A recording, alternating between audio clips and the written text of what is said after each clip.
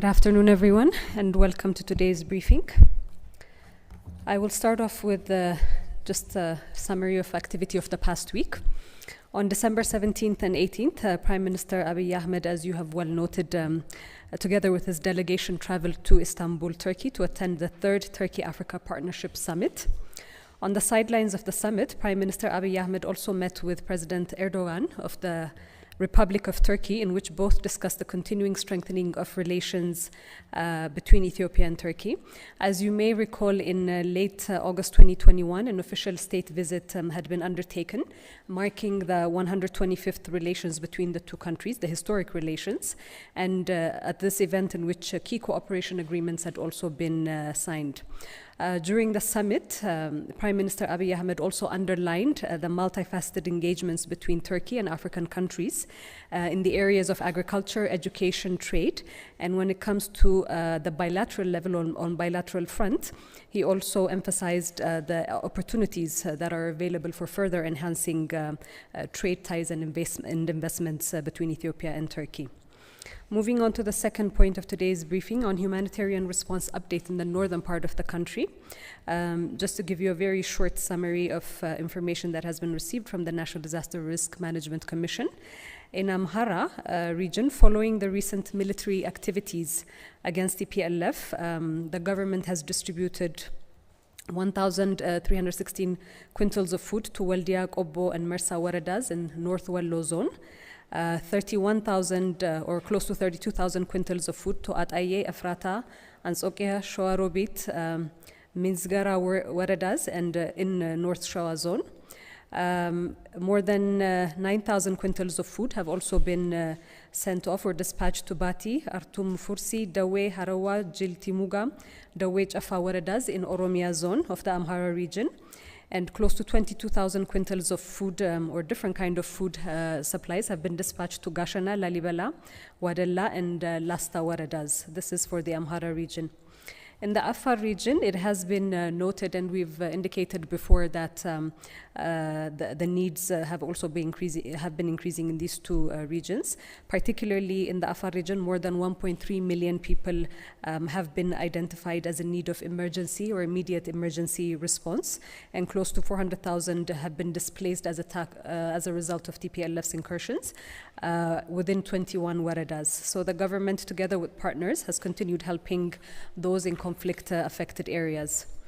In Tigray region, the most recent update that I have is that a total of 225 trucks have, as of recent, arrived into the Tigray region with humanitarian supplies that have arrived into Mekelle, and a total of around 9,300 metric tons of food and non-food items have been delivered. To share a little bit on the current state of play, as we have seen in recent weeks, the National Defense Forces, together with allied forces from the Afar region and the Amhara region, have made considerable gains in reversing the occupation by TPLF of many Amhara and Afar towns. These gains have been made in very heavy battles that have been undertaken over the past weeks. Most recent being the full clearing of TPLF from North Wallo zone and liberating its strategic capital, Waldia. The aftermath of TPLF's occupation has unfortunately revealed tremendous destruction of public and private infrastructure. In the last briefing, after Kombolcha and Dese had been liberated, some of you had also inquired to the level of destruction, and at that point in time it was too early. But after control of the towns by the national forces, assessments have revealed that the looting and destruction by TPLF includes heavy destruction of health infrastructures in all areas occupied by TPLF. So it seems quite targeted that they're going for health infrastructures and creating an environment in which the Amhara and Afar regions do not have capacity to be able to treat the health needs of their communities. The second areas of attacks or sector of attacks has been education institutions. Particularly Wallo University has sustained a lot of damages, which will take so many a lot of budgetary support as well as a lot of time to reinstate the teaching capabilities. Other sites that have also been attacked by TPLF include religious institutions and cultural centers. Kombolcha as an industry hub has also been rendered inoperable, or the industry center at this point in time. And this has witnessed the thorough theft and destruction by TPLF of industry sites, including within the industry park, as well as other factories as well in that town. Another point of attack, targeted attacks, has been the destruction of public documents in financial and legal institutions, so thereby erasing data that is, or government data that would be enabling various sectors or government sectors to provide requisite support to members of those communities, based on, or to provide these services based on these documentations. As we have also witnessed in liberated areas, communities that had been displaced due to TPLF's violence are slowly starting to return back into their locales, and there's multifaceted efforts that are being made and mobilized to reinstate them back fully into these communities, and for rehabilitation and rebuilding work to commence. A fourth item of briefing for today is we recall that at the end of last week, the United Nations Human Rights Council in Geneva had endorsed a resolution titled Human Rights Situation in Ethiopia, which was drafted and tabled mainly by the member states from the European Union. The resolution decided to establish an international commission of human rights experts with a mandate to conduct investigation into allegations of human rights violations. You will also recall that Ethiopia has rejected the resolution from its inception, not only when it was adopted, but the entire process that was taken is something that Ethiopia has categorically rejected. Also, friendly African countries as well as other friendly countries have also joined by giving a no vote to this. Particularly here, we want to emphasize that this rejection on the part of the government of Ethiopia should not be misconstrued as a rejection of probes or efforts to address human rights violations within the country. It should not be taken as that, because that is the dominant narrative that is being spun at the moment. Rather, the resolution is, or the Ethiopian government acknowledges that the resolution is a politically motivated instrument that is set to discredit efforts undertaken prior and recommendations that had been put forth already by the joint UN Human Rights Office and the Ethiopian Human Rights Commission in their investigation report.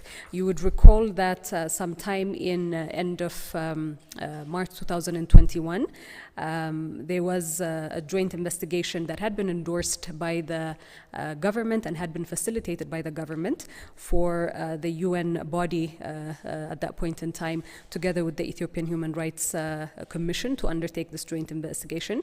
This was facilitated by the government because it was fully endorsed for the need to happen.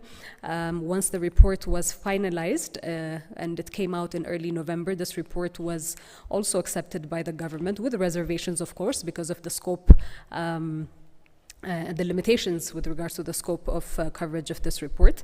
Nevertheless, the Prime Minister as well as the federal government took it upon them to rally behind this report and endorsed some of the findings and made sure that a remedial process was launched.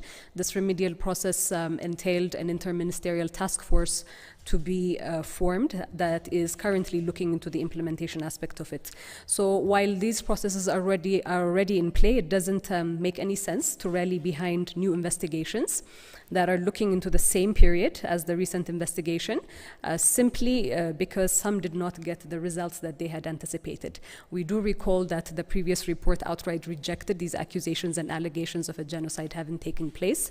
The utilization of famine or starvation as a weapon of war was something that was found inconclusive in the previous report. So because this is not something that had settled well with some bodies, to reinitiate a similar process, in essence, is abusing international norms and resources to undertake a redundant activity.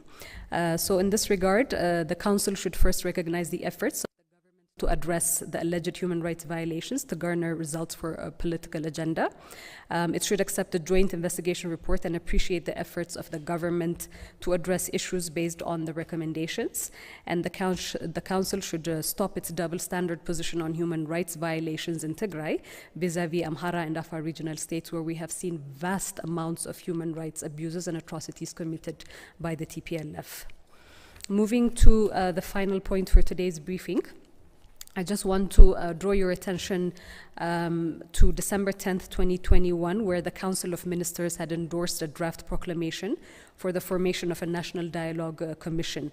So following the outcome of the 6th national elections and the formation of a new government, one of the commitments made has been to create a homegrown, inclusive space to address various contestations that have not only risen over the past 3 years, but have existed within the political history or the modern political history of the country. So resultantly, the Council of Ministers' decision to form a National Dialogue Commission is testament to this commitment that had been made upon the formation of the new government. The National Dialogue Commission is envisaged to be an independent democratic institution with reporting lines to the House of People's Representatives and acting with an independent mandate to bridge differences and chart an inclusive way forward for national understanding and alignment on contested issues. Yesterday, the Legal, Justice and Democracy Affairs Standing Committee of the House of People's Representatives undertook a consultation with various stakeholders to garner inputs to the draft proclamation. And some of the main duties of this body, as has been underlined or shared within the proclamation, is identifying agenda items that would contribute to national consensus, identifying stakeholders that would need to participate in this national dialogue, convening the dialogue platforms themselves, crafting implementation processes for recommendations coming out of the national dialogue, and then follow up on implementation plans.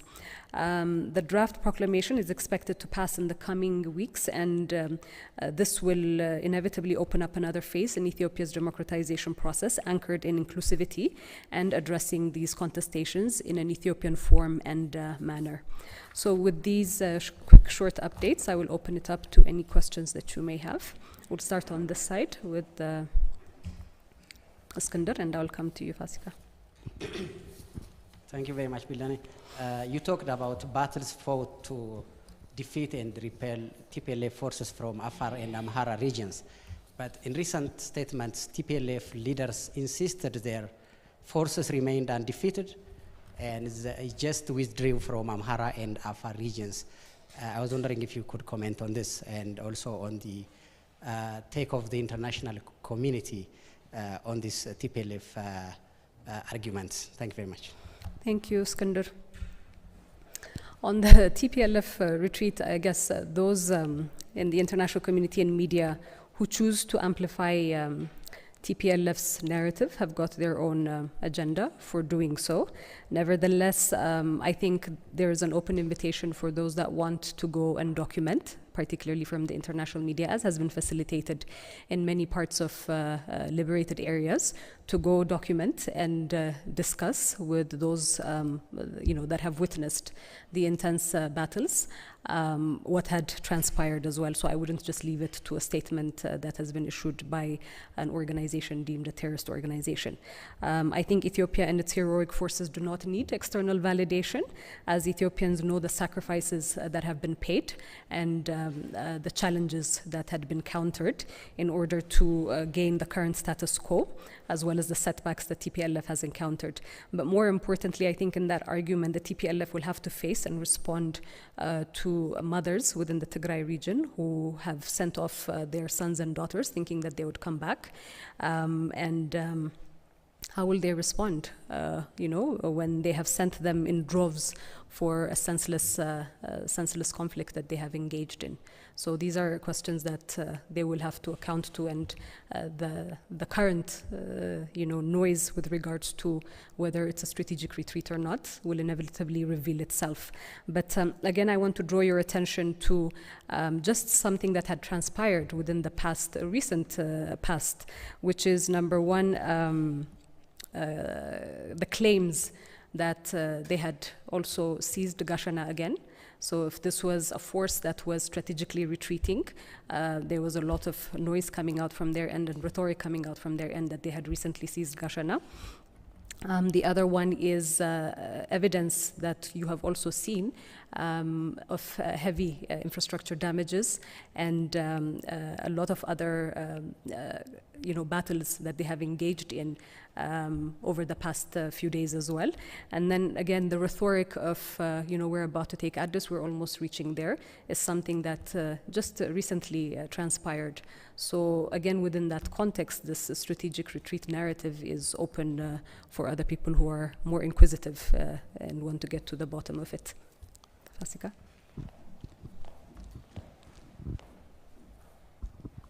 Thank you, Bilani, for the briefing and the opportunity as well.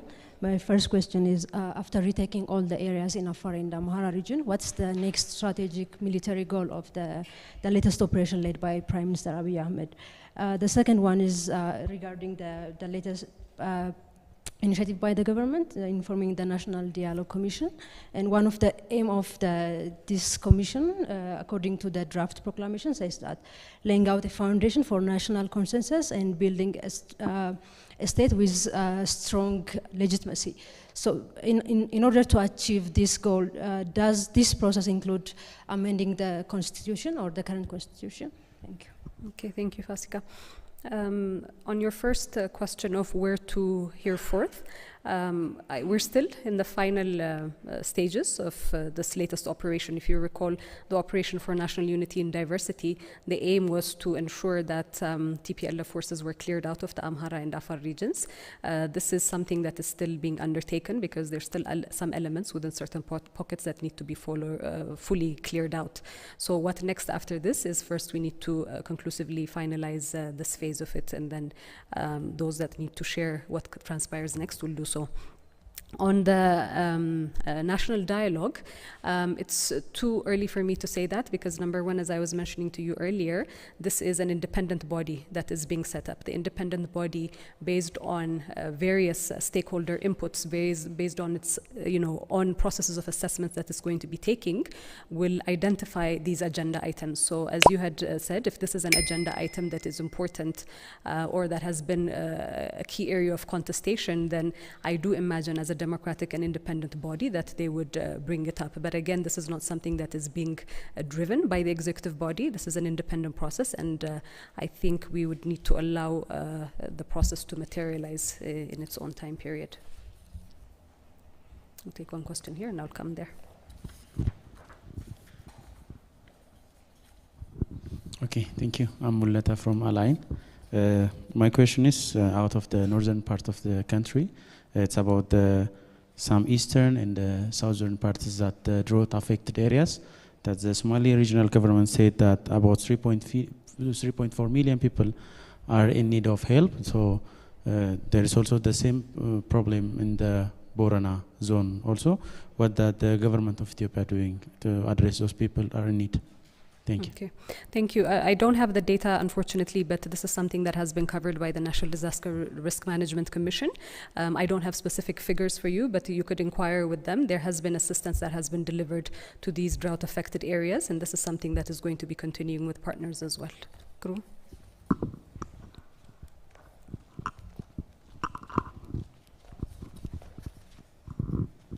Thank you very much, Bileni. First question on the humanitarian situation in the north. Now that war is subsiding, I understand that the government is trying to expedite the process of food delivery to those in need. How is the collaboration work being done now that things are working well with the United Nations? Because the UN is saying the same thing, that food should be delivered as soon as possible to avoid any catastrophe. To post-conflict reconstruction. What is the plan now? Because the war-torn areas in Afar, Amhara, even in the northern and Tigray regional state, as this is part of the country, need to be addressed. Is there any plan on the paper? Maybe final question, can you update us on your call, the government's call of the diaspora to return home for the holiday of 1 million diaspora? Is there any progress so far? Thank you so much. Thank you, Grum. On your first question, I mean, nothing really changes from the Ethiopian side. The commitment for humanitarian assistance to its people in the northern part of the country is still strong, has always been strong. The commitment has always been there. The humanitarian assistance needs have obviously expanded due to TPLF's incursions and belligerence in the other parts of the region, as I had mentioned. So again, equal attention needs to be paid to people who have lost their livelihoods as well in these regions. Again, there are certain calls by certain bodies only focused on the Tigray region, but it's important because the Ethiopian government is responsible for people throughout the country and all regions as well. So the government remains committed to ensuring that assistance is reaching those beneficiaries. Again, I want to reiterate and highlight here, because this is a contested issue, that humanitarian assistance interruptions has never been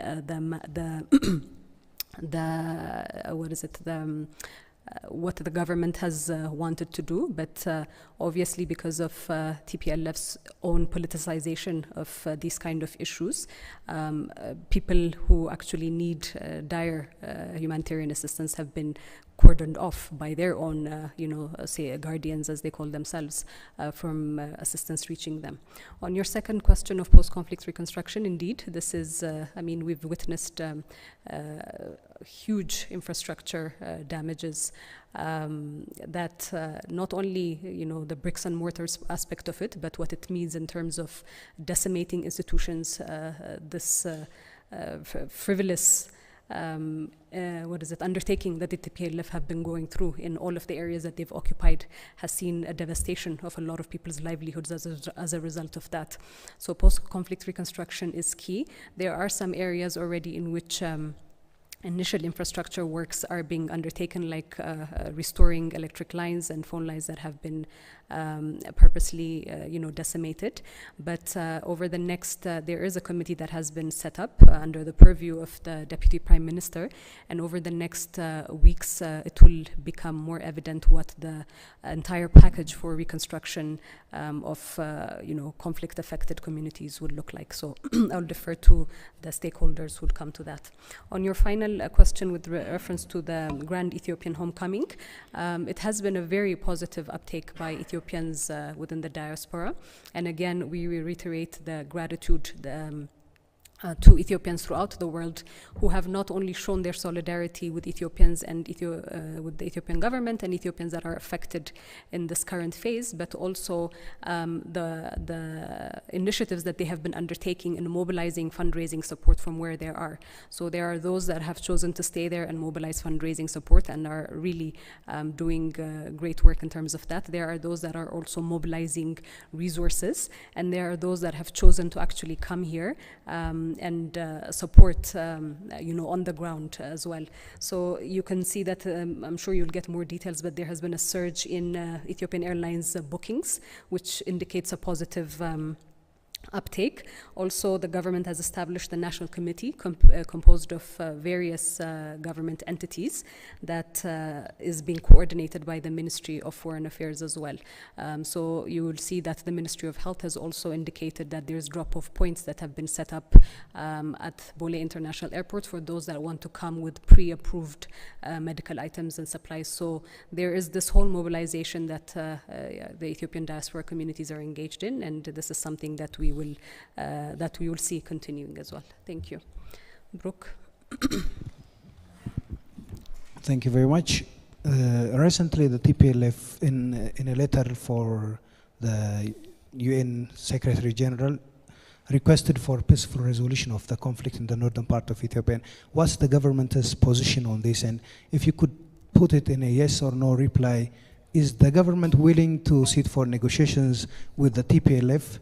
And my second question is, there are talks of new advances around Alamata, and also there are claims of government's airstrikes around Alamata and in the vicinities.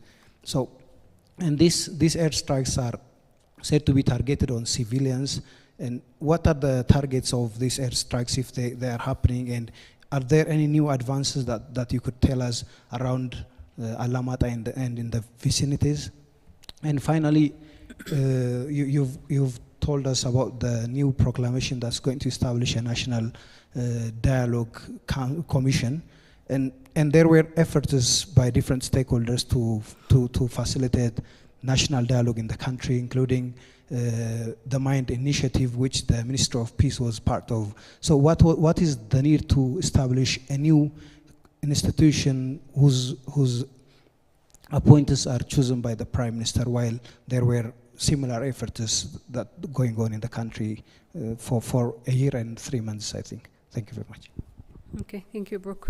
On your first question, I mean, it's not a simple question to answer yes or no. I cannot give you a yes or no answer. I have to reiterate again the position of the government, which has been stated over the past year, that a peaceful resolution before the conflict began is a path that the government had always chosen and emphasized. Once the conflict had started, there has been so many olive branches that have been extended, and you have seen so many of them being rejected. So for the reference to the call that you said, or the letter that has been issued, and I don't even know if such a illegitimate entity can send such a letter to United Nations body. Nevertheless, the call that you made for peace is something that the Ethiopian government still wants. The resolution of this phase is something that we're committed to in terms of ensuring that it's done in a peaceful way and through a political means. Nevertheless, any political solution will always be centered on justice, will be centered on accountability, and also in dialogue.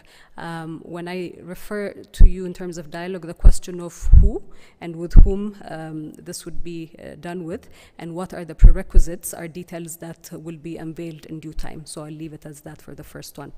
I don't have any information of any advancements that you have shared, but I think the Ethiopian government has been very transparent when airstrikes have been undertaken to neutralize identified terrorist cells and terrorist hideouts. So this is within the constitutional framework that these strikes would be undertaken. Attacking civilians has never been the mandate or the modus operandi of the federal government, although you would hear it from the other end. On the national dialogue, again, I'm not quite certain what you're referring to in the previous one. There are efforts by various actors as well, but this is a commission that's going to be set up reporting to the House of People's Representatives. So like I said to you, this is not something that there will be direct executive oversight, but this is a representation of the people's needs and requirements for various contestations that have risen over the past 3 years and before that as well. I'll take one more question, Noe, and then we'll wrap up. Thank you for the briefing. Can we have a bit more details on the phone call that the Prime Minister had with President of Senegal, South Africa, and the DRC? Can we expect some more diplomatic activity from the African Union? And can we expect a ceasefire in Ethiopia? Thank you, Noe. I don't have any details with regards to the phone calls, but these kind of conversations will continue because this is a normal part of an exercise of what the Prime Minister has been doing in engaging African counterparts on common issues of concern at the national level, regionally, and continentally as well. So I would imagine that they would continue. I think, what's the last question that you had asked? Second part, sorry. Ceasefire from who is the question. The government has already been engaged in a ceasefire before, which has been evidently, referred to as a sick joke. So the federal government has got an obligation to maintain peace, to ensure territorial integrity, and the operations by the federal defense forces will ensure that territorial integrity will be maintained, and that TPLF is no more a threat to the peace and stability of Ethiopia. So I think with these last responses, we'll wrap it up there. Thank you.